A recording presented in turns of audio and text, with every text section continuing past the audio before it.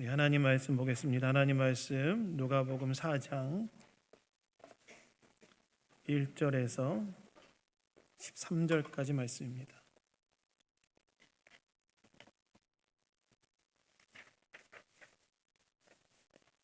누가복음 4장 1절에서 13절까지 말씀.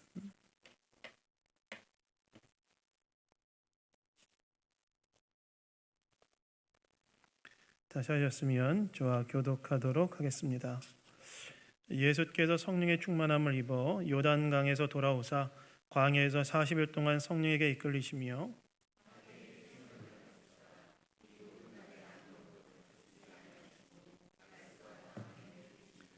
마귀가 이르되 네가 만일 하나님의 아들이거든 이 돌들에게 명하여 떡이 되게 하라.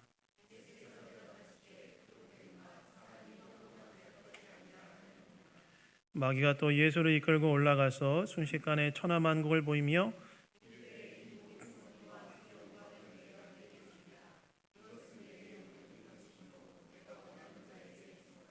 그러므로 내가 만일 내게 절하면 다 내 것이 되리라.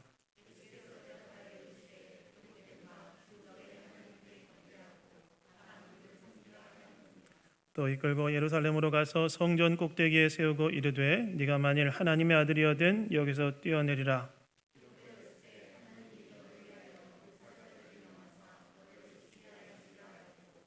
또한 그들이 손으로 너를 받들어 내 발이 돌에 부딪히지 않게 하시리라 하였느니라.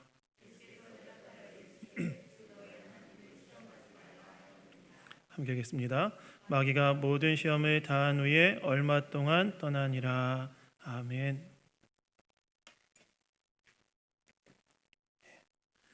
예수의 시험, 우리의 시험 2라는 제목으로 하나님 말씀 나누기 원합니다. 그래서 2라는 말은 무슨 말일까요? 지난주가 1이었다는 얘기였죠. 그래서 오늘은 2. 네. 여러분, 우리가 인생을 살아가다 보면 우리 인생 가운데 시험이 찾아올 때가 있습니다. 여러분, 시험은 무엇입니까? 시험은 우리로 하여금 하나님의 뜻대로 살지 못하도록 하게 하는 유혹, 우리로 하여금 하나님의 뜻대로 살지 못하게 하는 그러한 유혹이 우리 인생 가운데 찾아올 때가 있다는 것입니다. 하나님께서 우리를 부르셔서 예수를 믿음으로 구원받게 하신 후에 하나님의 길을 가게 하셨는데 우리로 하여금 하나님의 길로 가지 못하게 하는 그러한 시험이 우리 인생 가운데 찾아올 때가 있다는 거예요. 그렇다면 우리로 하여금 하나님의 길을 가지 못하도록 우리 인생 가운데 찾아오는 시험은 무엇이고 우리는 어떻게 거기에서 승리할 수 있는가? 오늘 본문의 말씀이 바로 예수님께서 광야에서 공생애를 시작하기 전에 시험을 받으시는 장면인데요. 지난주에 이어 오늘 또 두 번째 시험을 함께 살펴보면서 우리가 우리 인생 가운데 찾아오는 시험이 무엇이고 어떻게 승리할 수 있는지 함께 이 주일 아침에 생각해 보기를 원합니다. 여러분, 오늘 본문 5절부터 7절을 보시면 예수님에 대한 첫 번째 시험에서 실패한 마귀가 예수님께 두 번째 시험을 했다고 기록되어 있습니다. 여러분, 예수님에 대한 마귀의 첫 번째 시험의 내용은 무엇이었지요? 우리가 지난주에 살펴봤는데 예수님에 대한 마귀의 첫 번째 시험, 그것은 돌들을 명하여 떡이 되게 하라는 시험이었습니다. 40일 동안 광야에서 아무것도 잡수시지 못해 굶주려 있는 예수님을 향해 마귀가 찾아와서 뭐라고 시험했냐면 돌들을 명하여 떡이 되게 하라라고 시험했다는 거예요. 하나님의 아들로서 지금 너가 가지고 있는 능력으로 오늘 너의 필요를 채워라. 이런 시험을 예수님께 했다는 것입니다. 여러분, 이거 왜 시험이었습니까? 하나님의 아들에게 네가 가지고 있는 너의 능력으로 오늘 너의 배고픔의 필요를 채우라는 것이 왜 시험이었습니까? 이것이 시험이었던 이유는 예수님께 하나님께서는 오늘 너의 필요에 관심이 없으신 분이시니 하나님의 뜻을 실현하는 데 우선순위를 두기보다는 오늘 너의 능력으로 너의 필요를 채운 데만 관심을 가지라는 것이었기 때문에 그래요. 하나님은 너의 필요에 관심 없으신 분이시니까 하나님 신뢰하지 말고 오늘 너의 능력으로 너의 필요를 채운 데만 관심을 가져라. 것이었기 때문에 이것이 예수님에 대한 시험이었다는 거예요. 여러분, 예수님께서 이 땅에 오신 목적이 무엇이었습니까? 예수님께서 이 땅에 오신 목적은 인간들의 죄를 대신 지고 십자가에 못 박혀 죽으심으로 인간들이 죄의 문제를 해결받고 하나님과의 관계를 회복하도록 하기 위해 이 땅에 오셨지요.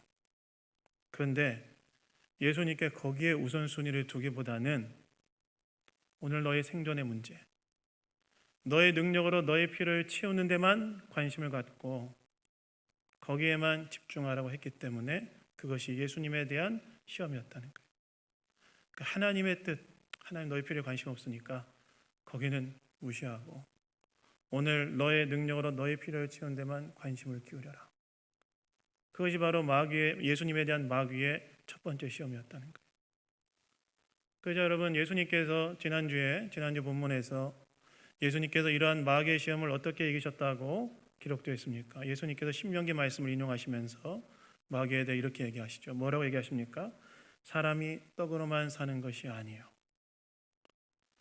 우리가 지금 읽고 있는 누가복음에는 이렇게만 기록되어 있지만 같은 사건을 기록한 마태복음에는 사람이 떡으로만 사는 것이 아니요 하나님의 입으로 나오는 모든 말씀으로 산다. 여러분, 이 말씀은 어떤 말씀이었습니까? 이 말씀은 어떤 말씀이었냐면 나는 하나님께서 나의 필요를 채우신다는 약속의 말씀을 신뢰함으로 하나님의 뜻에 순종하는 것에 우선순위 두고 살겠다. 이런 선언이셨어요. 하나님께서 나의 필요에 관심을 가지시고 하나님 나의 필요를 채우시는 분이라는 것에 대한 그 약속의 말씀을 신뢰하고 오늘 하나님의 뜻에 순종하는 것에 우선순위를 두고 살겠다는 선언이셨다는 거예요. 예수님께서 하나님께서 너의 필요에 대해 관심이 없으시니 오늘 너의 능력으로 너의 필요를 채우는 데만 관심을 가지란 마귀의 유혹을 향해 아니다. 나는 하나님께서 나의 필요를 채우신다는 것에 대해 난 신뢰한다. 그래서 나는 오늘 하나님의 뜻에 순종하는 것에 우선순위를 두겠다고 선언하심을 통하여 마귀의 시험을 이기셨다는 거예요. 여러분, 사실 우리 인생에도 이런 시험이 찾아오지요. 하나님의 뜻보다는 오늘 먹고 사는 문제에만 집중해라. 그런 시험이 우리 인생에 찾아옵니다. 물론 제가 지난주에 얘기했던 것처럼 하나님 우리의 먹고 사는 문제에 무관심한 분 아니십니다. 우리 먹고 사는 문제에 관심이 있으시고 그 필요를 채우신 분이에요.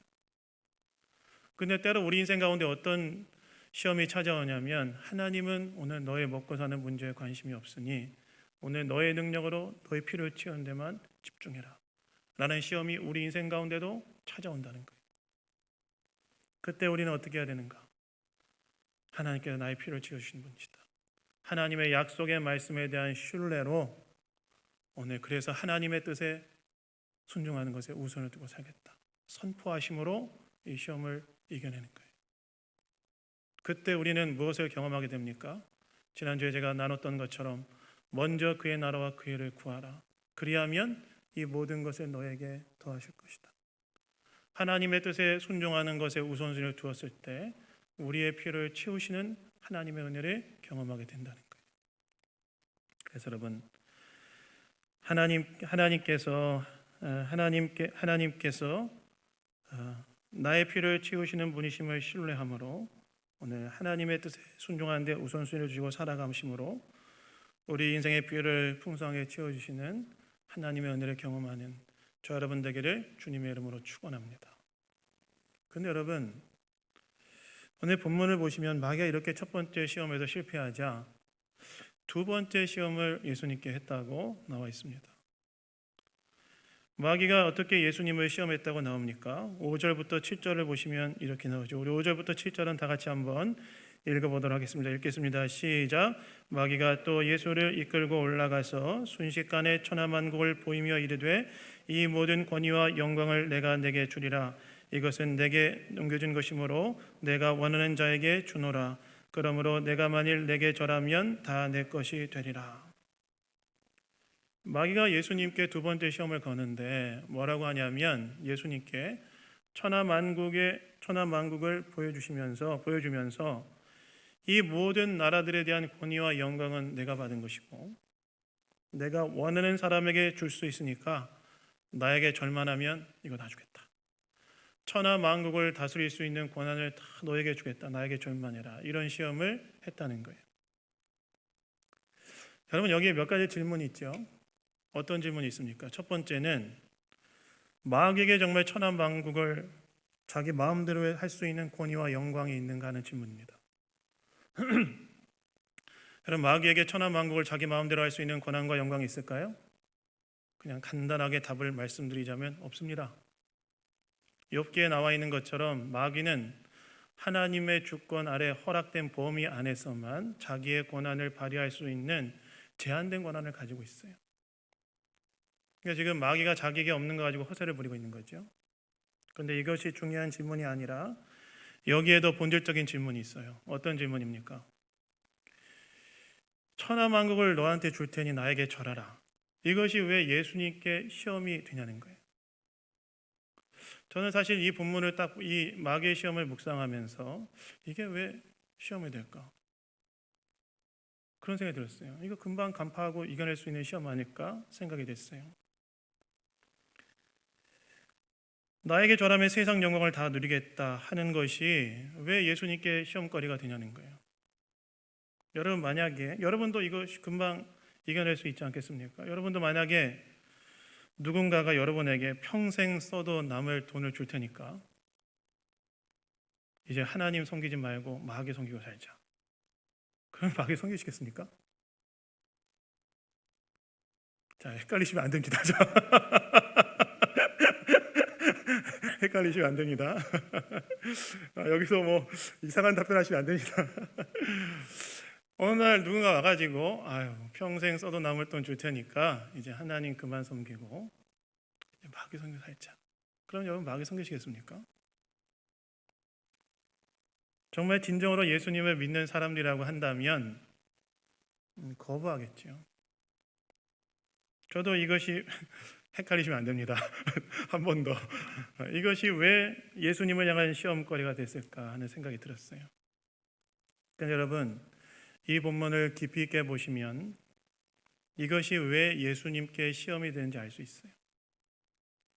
여러분, 이 시험의 본질, 이 예수님을 향한 마귀의 두 번째 시험의 본질은 무엇이었냐면 하나님의 뜻을 이루기 위하여 힘들고 어려운 고난의 길을 가지 말고 내가 주는 영광을 누리며 편안하게 살라는 그런 유혹이었습니다. 나에게 절하면 천하만국의 영광과 권위를 너에게 주겠다는 이 유혹은 예수님에 대한 어떤 유혹이었냐면 하나님의 뜻을 이루기 위하여 힘들고 어려운 고난의 길 가지 말고 내가 주는 영광을 누리며 편안하게 행복하게 살라는 그런 유혹이었다는 거예요. 다시 말해서 천하만국을 보여주며 나한테 절하면 이 모든 것을 주겠다는 유혹은 예수님으로 하여금 예수님을 이 땅에 보내신 목적, 그것이 무엇입니까? 죄로 인해 심판받을 수밖에 없는 인간들을 구원하기 위해 십자가의 생명을 주는 그 고난의 길을 가지 말고, 그 어려운 그 길 가지 말고 내가 너에게 지금 당장 줄 수 있는 영광을 누리면서 편안하게 살아라. 편안하게 사는 그 쉬운 길을 가라는 유혹이었다는 거예요.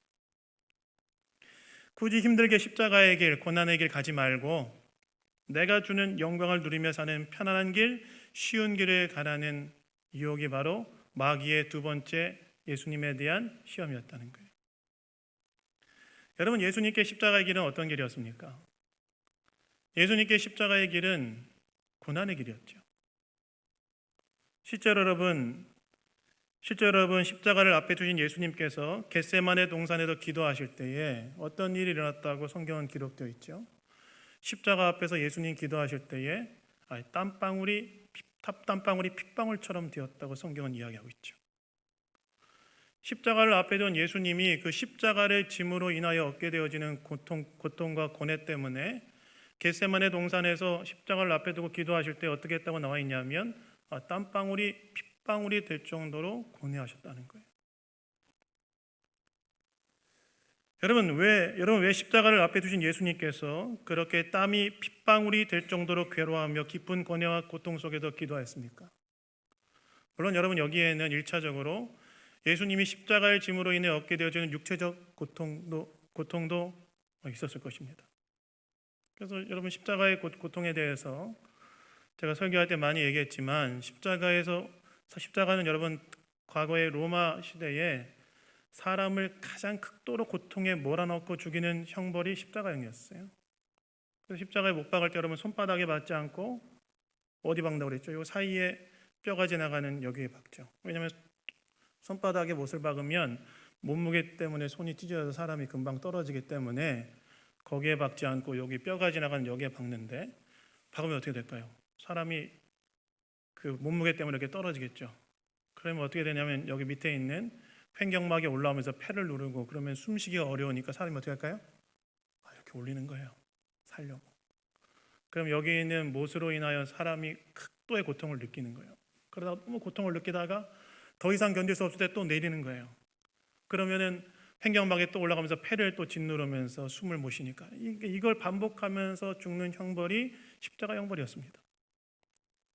그래서 과거 로마 시대에서는 로마 시민권자에는 십자가형을 하지 않았어요. 너무 고통스러운 형벌이니까. 그러니까 예수님이 겟세마네 동산에서 십자가 앞에서 고뇌하고 괴로워하셨던 이유는 그런 육체적 십자가의 형벌을 받으심으로 인해 얻게 되어지는 육체적 고통도 분명히 고뇌의 이유가 되었을 거라는 거예요. 그러나 예수님께서 십자가의 고통을 당하시는 것 앞에서 극도로 고뇌하시고 고통스럽게 여기셨던 본질적인 이유는 무엇이냐? 영적인 고통이었어요. 왜 그렇습니까? 인간들의 죄를 대신 짐으로 십자가에 돌아가심을 통해 예수님은 무엇을 경험해야 됐죠? 십자가에서 창세전부터 시작되어졌던 성부 하나님과의 관계가 단절되어지는, 그런 고통을 겪으셔야 됐죠. 창세전부터 성부 하나님과 누리셨던 그 영원한 사랑의 사귐을 더 이상 누리지 못하고 단절되어지는 그 경험을 하시지 않으셨습니까? 그래서 십자가에서 예수님이 외쳤던 외침이 무엇이었죠?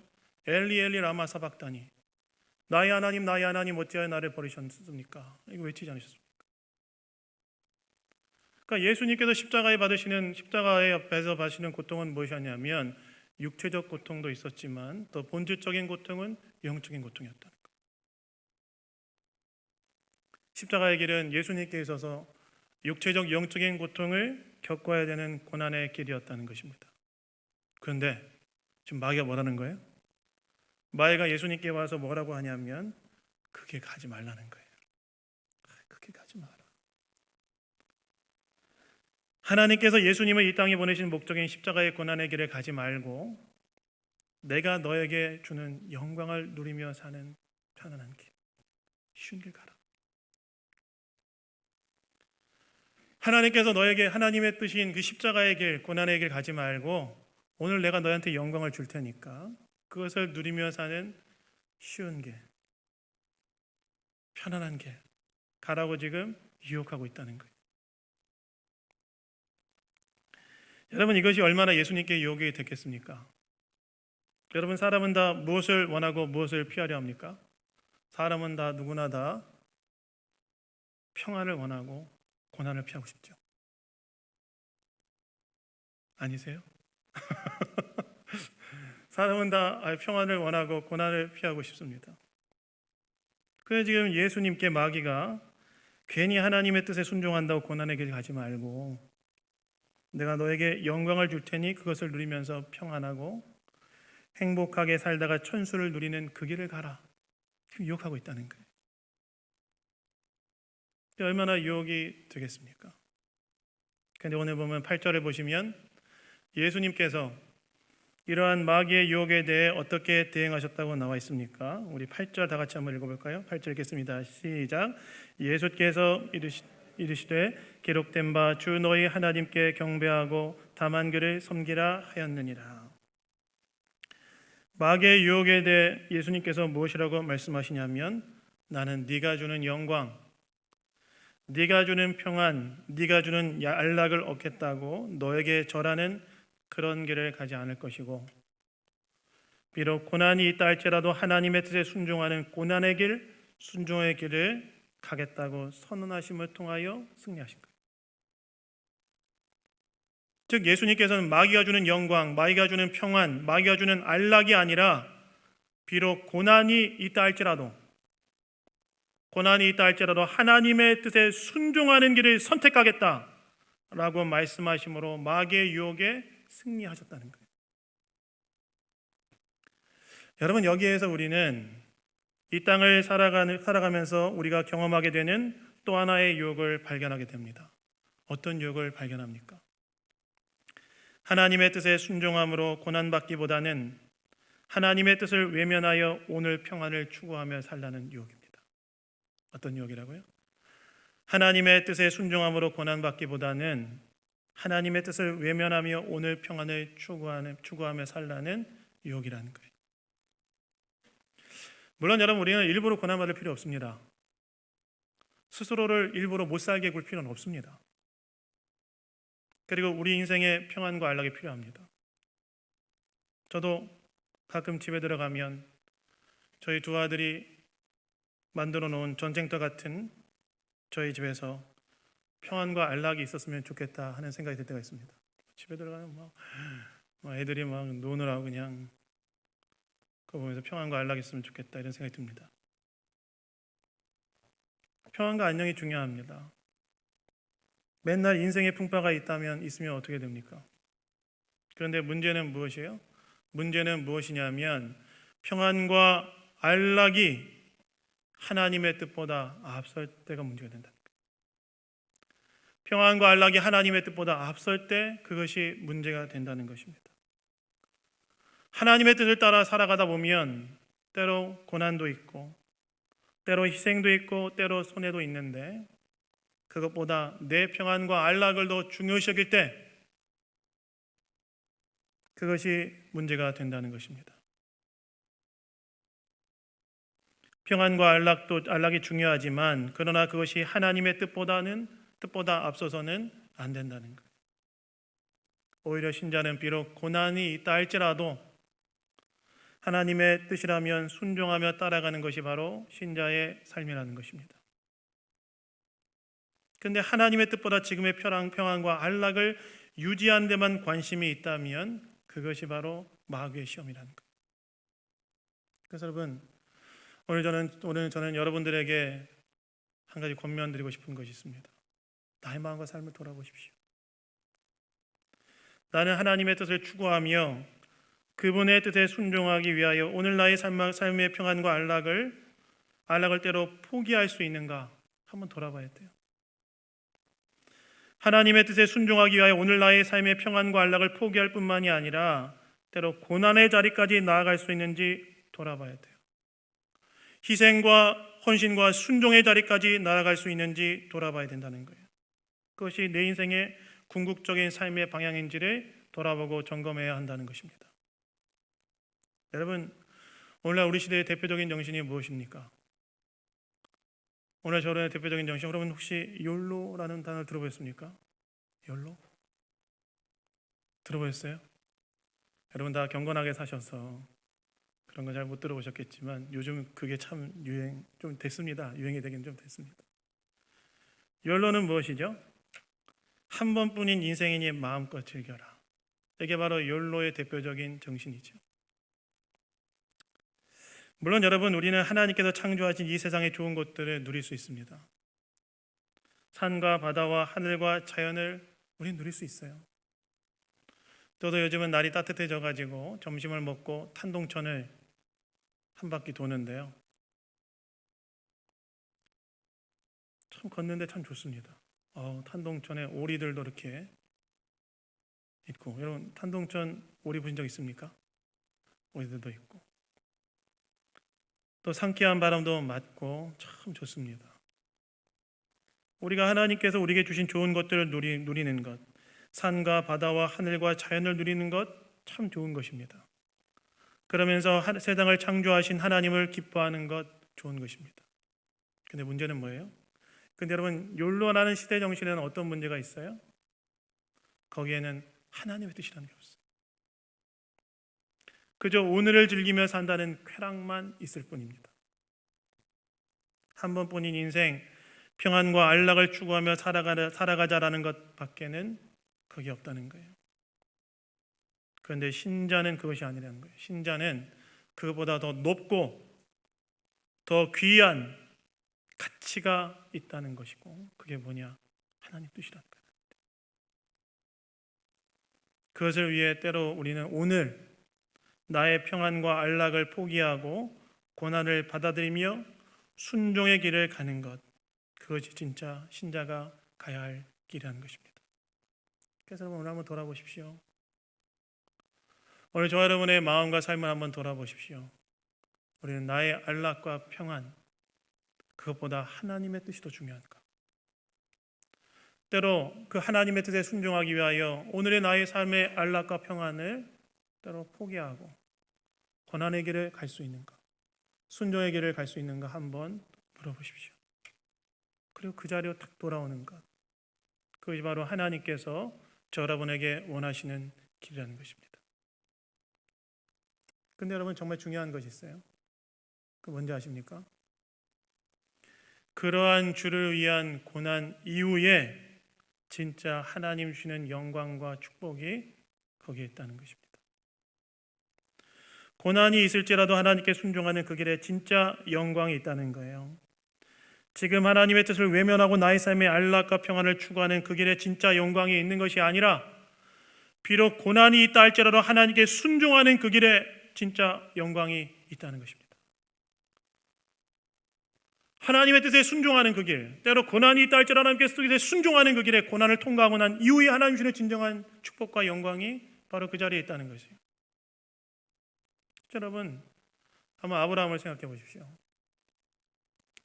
창세기 12장을 보시면 아브라함에게 찾아오신 하나님께서 아브라함에게 무엇을 명령하시죠? 하나님께서 아브라함에게 뭘 명령하시냐면 고향 친척 아버지의 집을 떠나 내가 내게 보여줄 땅으로 가라, 이렇게 명령하시죠. 그러면 내가 너로 큰 민족을 이루어 내게 복을 주어 내 이름을 창대하게 할 것이다, 그렇게 말씀하세요.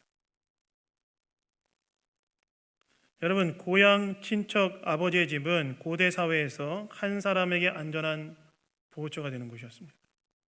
그래서 고대 사회에서는요, 고향 친척 아버지의 집을 떠나면 굉장히 생명의 위협을 받는 그런 상황 가운데 노출되었어요.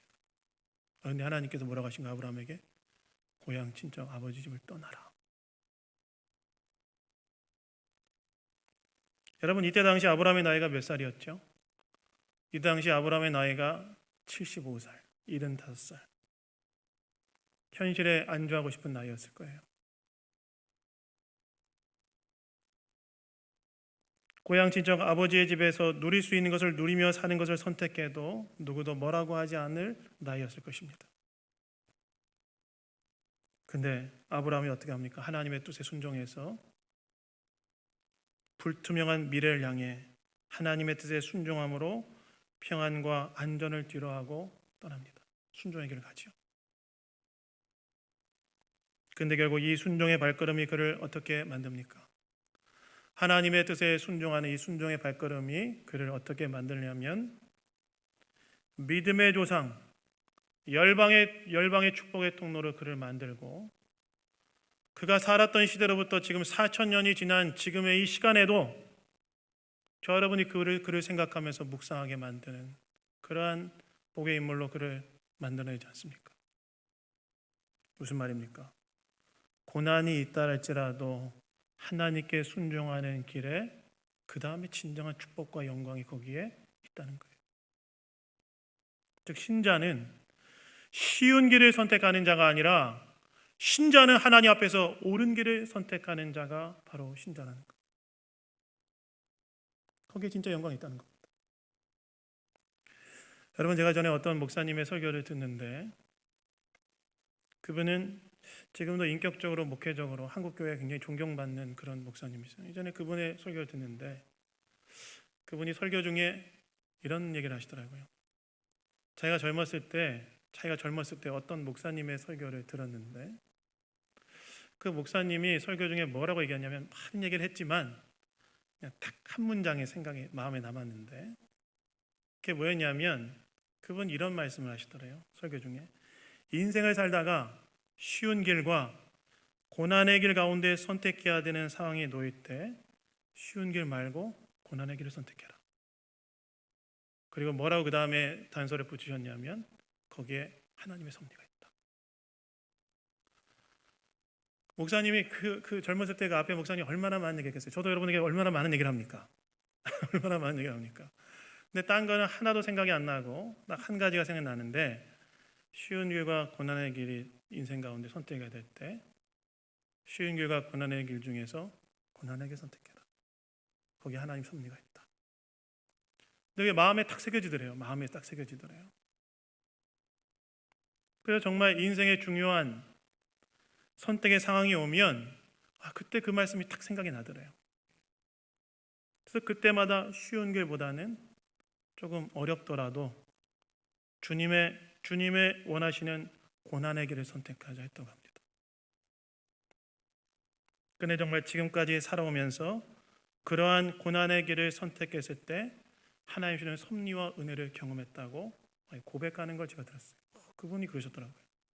한국교회에서도 아직도 존경받고 또 되게 존경받고 또 그런 목사님이신데 그 얘기 하시더라고요. 나는 쉬운 길과 고난의 길 중에서 쉬운 게 아니라 고난의 길을 선택했고 그리고 거기 하나님의 섭리를 경험했다. 근데 맞아요, 여러분. 거기 하나님 섭리가 있어요. 넓은 길, 세상의 길, 넓은 길에 하나님의 섭리가 있는 것이 아니라 하나님의 뜻 앞에 하나님의 뜻 가운데서 좁은 길, 때로 고난이 있다 할지라도 순종하는 그 순종의 길에 하나님의 섭리가 있다는 거예요. 거기에 성장도 있고 성숙도 있고 하나님의 축복도 거기에서 경험할 수 있다는 것입니다. 그래서 여러분, 하나님의 뜻이라면 비록 고난이 있다 할지라도 하나님의 뜻에 순종하심을 통하여 나의 인생을 진정으로 영광스럽게 만드시고 진정으로 축복된 인생이 되게 하시는 하나님의 은혜를 누리시는 저 여러분 되기를 주님의 이름으로 축원합니다. 그래서 여러분, 히브리어로 복이라는 단어의 원래 의미가 뭔지 아십니까? 히브리어로 복이라는 단어의 원래 의미는 엎드리다. 누가 진짜 복 있는 인생이라는 거예요. 세상에서 말하는 그런 많은 것들을 누리는 인생이 진정으로 복 있는 인생이 아니라 진정으로 복 있는 인생은 하나님 앞에 엎드린 인생. 하나님 앞에 엎드려 있는 인생은 때로 인생 가운데 좌절과 낙심과 실망과 절망스러운 상황 가운데 놓인다 할지라도 하나님께서 그 하나님 앞에 엎드린 인생을 새롭게 그것을 바꿔내는 일을 하시기 때문에 어떤 인생이 진정으로 복 있는 인생인가? 구약 성경에서는 바로 하나님 앞에 엎드린 인생, 주님 앞에 엎드린 인생, 그 인생이 진짜 복 있는 인생입니다.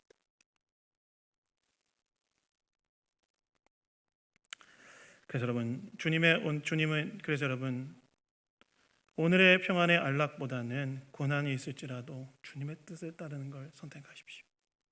쉬운 길, 편안한 길, 세상의 길이 아니라 좁고 고난이 있다 할지라도 주님의 뜻에 순종하는 길, 거기에 바로 진정한 영광이 있습니다. 그렇다면 이것을 구체적으로 어떻게 우리는 적용해야 하는가? 몇 가지만 적용하고 설교를 마치겠습니다. 첫 번째는요, 육체적으로 조금 피곤하고 지친다 할지라도 여러분 예배를 선택하십시오. 삶이 여러 가지 일로 바쁘다 할지라도 예배는 타협하지 마십시오. 예배를 중심에 잘 세우는 것이 여러분의 인생을 축복되게 하는 거예요. 저는 예배하면 떠오르는 사람이 있습니다. 방금 전에 얘기했던 그 사람, 아브라함. 여러분, 아브라함이 하나님의 부르심을 받고 고향 친척 아버지의 집을 떠나 가나안 땅으로 들어간 이후에 그 아브라함의 모습이 생각이 나요. 여러분 한번 생각해 보십시오.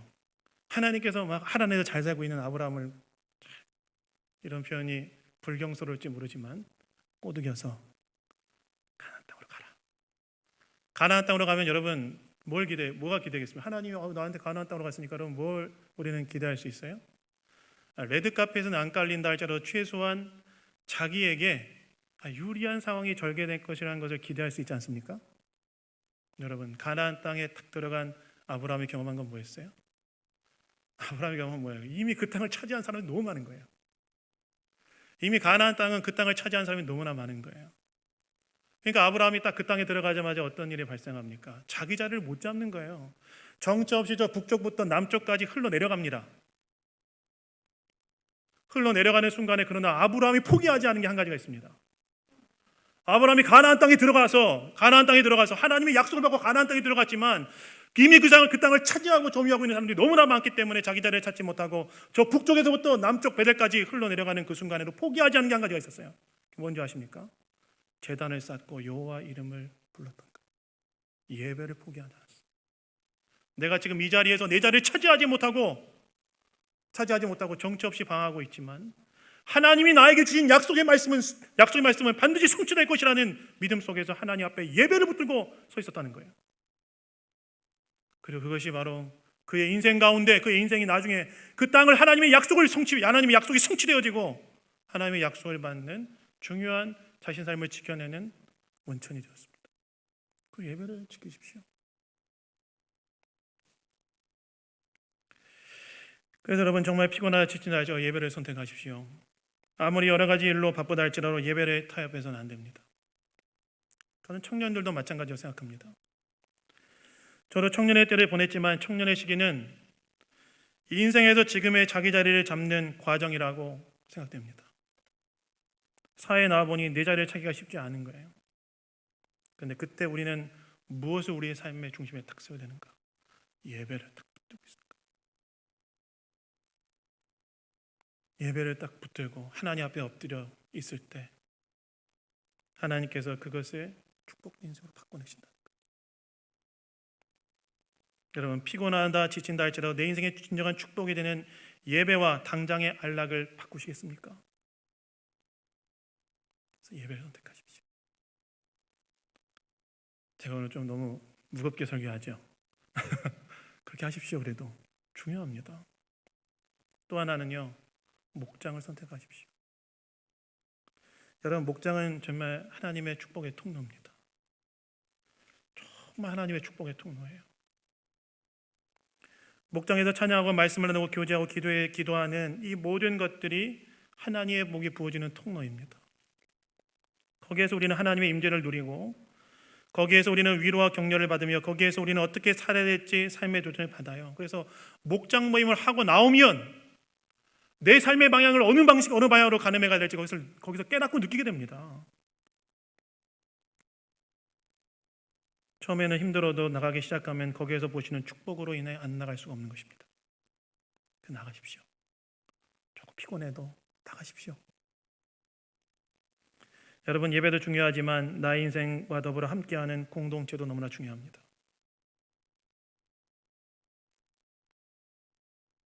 그렇게 좋은 목장을 왜 안 나갑니까?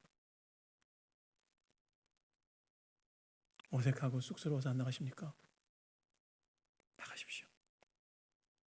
그 순종에 복이 있습니다. 그래서 여러분 오늘의 평안과 안락보다는 고난이 있을지라도 주님의 뜻에 순종할 때 거기에 진정한 축복과 영광이 있음을 기억하시고 순종하시는 저 여러분 되기를 주님의 이름으로 축원합니다. 말씀했습니다. 여러분 예수님의 두 번째 시험은 하나님의 뜻을 위해 고난받지 말고 내가 주는 영광을 취하는 쉬운 길을 가라는 시험이었습니다. 그러나 예수님께서는 쉬운 길, 당장의 안락과 평안의 길이 아니라 고난이 있을지라도 순종의 길을 가겠다고 말씀하셨습니다. 그리고 예수님께서는 그 고난 후에 진정한 영광을 얻으시죠. 여러분 오늘 우리는 어떤 길을 가고 있습니까? 지금 당장의 안락과 평안이 아니라 고난이 있다 할지라도 순종함으로 하나님께서 원하시는 길의 감을 통하여 참된 영광을 얻으시는 저 여러분 다 되기를 주님의 이름으로 축원합니다. 우리 잠깐 기도하겠습니다. 하나님 아버지 감사합니다. 오늘도 우리에게 말씀해 주시니 감사드립니다. 하나님 우리가 이 땅을 살아가면서 비록 고난을 받을지라도 순종하는 그 길에 진정한 영광과 축복이 있음을 기억하며 그 길을 걸어가는 자들 될 수 있도록 주장하여 주시옵소서. 모든 것 주님께 맡겨드리며 우리를 구원하신 예수 그리스도의 이름으로 기도드렸습니다. 아멘.